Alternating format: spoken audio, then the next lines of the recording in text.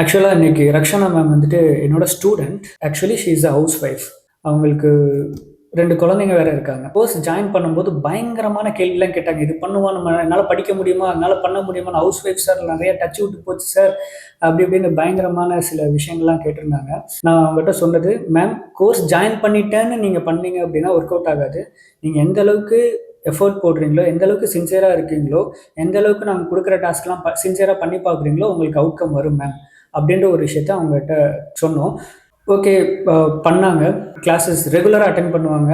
ரொம்ப ஆக்டிவாவே தான் இருந்தாங்க. நாங்க மெட்டா ஆட்ஸ் கிளாஸஸ் போயிட்டுருக்கு.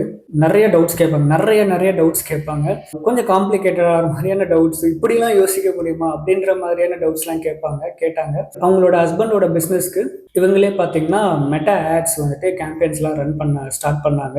இனிஷியலா சின்ன சின்ன இஷ்யூஸ்லாம் வந்துச்சு. பட் இன்னைக்கு ஒரு மெசேஜ் போட்டிருக்காங்க. ஆக்சுவலா என்னோட லாஸ்ட் ஸ்டோரியில நான் போட்டிருப்பேன். இன்னைக்கு ஒரு மெசேஜ் போட்டிருந்தாங்க. லைக் ப்ரோ ஒரு சேல் புக் ஆயிருக்கு ப்ரோ அப்படின்னு சொல்லிட்டு. சேல்னா ஒரு ரெண்ட் ஹவுஸ் ஷாப் ஒன்று புக் ஆயிருக்கு ப்ரோ அப்படின்ட்டு. ஆக்சுவலா லாஸ்ட் கிளாஸ்லயுமே அவங்கள வந்துட்டு நான் சொல்லியிருந்தேன், அப்ரிஷியேட் பண்ணியிருந்தேன். மேம் கரெக்டான ஃப்ளோவில் போயிட்டு இருக்கீங்க, விட்டுறாதீங்க அப்படின்னு சொல்லிட்டு.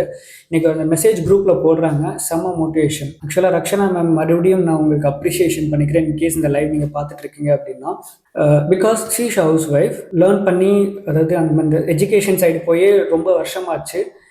அதாவது லேர்னிங் டச் விட்டு போச்சு. அவங்களால எப்படி பண்ண முடியும் அப்படின்ற மாதிரியான நிறைய டவுட்ஸ் அவங்களுக்குள்ள இருந்தாலும் அவங்க வந்துட்டு ஓகே எஃபர்ட் போடுவோம், எஃபர்ட் போட்டதுக்கப்புறம் என்ன ரிசல்ட்ஸ் பார்ப்போம் அப்படின்றப்போ, எஃபர்ட் இந்த சென்ஸ் அந்த கன்சிஸ்டன்சி, அந்த கமிட்மெண்ட். டெய்லி காலைல கிளாஸ் 10 to 12 அப்படின்னா அந்த 10 to 12 அதுக்காக ஒதுக்கிட்டு அதுக்கான ஹோம்ஒர்க்லாம் பண்ணிட்டு அந்த ஒரு விஷயங்கள் பண்றாங்களே, இந்த ஒரு விஷயங்கள் ஜாயின் பண்ற எல்லா ஸ்டூடெண்ட்ஸுக்குமே இருந்துச்சுன்னா டெஃபினட்டா ரிசல்ட்ஸ் கிடைக்கும். ஓகேவா?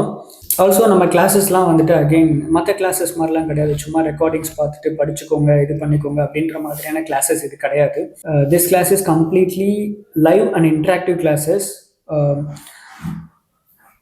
ஜஸ்ட் நாங்கள் கொண்டு வர சிலபஸஸ் மட்டும் டீச் பண்ணிட்டு போகாமல் அவங்க கேட்குற கொஸ்டின்ஸ்க்கு அவங்களுக்கு என்ன மாதிரி அப்ரோச் பண்ணணும், என்ன மாதிரி சொல்லணும் அப்படின்ற ஒரு பாயிண்ட் ஆஃப் வியூவில் இருந்து சொல்கிற ஒரு கிளாஸஸ், ஒரு இன்ட்ராக்டிவ் கிளாஸஸாக தான் இருக்கும்.